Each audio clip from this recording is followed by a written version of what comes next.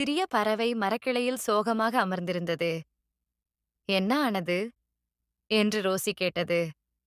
"என் கூடு காணாமல் போய்விட்டது" என்று பறவை மெதுவாகச் சொன்னது. ரோசி சிறிய குச்சிகளையும் இலைகளையும் சேர்த்து பறவைக்கு ஒரு புதிய கூடு கட்ட உதவியது. பறவை மகிழ்ச்சியில் இறக்கைகளை அசைத்தது. மாலை சூரியன் மறையத் தொடங்கிய போது ரோசி வீட்டிற்கு திரும்பிக் கொண்டிருந்தது. அப்போது அது ஒரு அழகான விஷயத்தை கவனித்தது.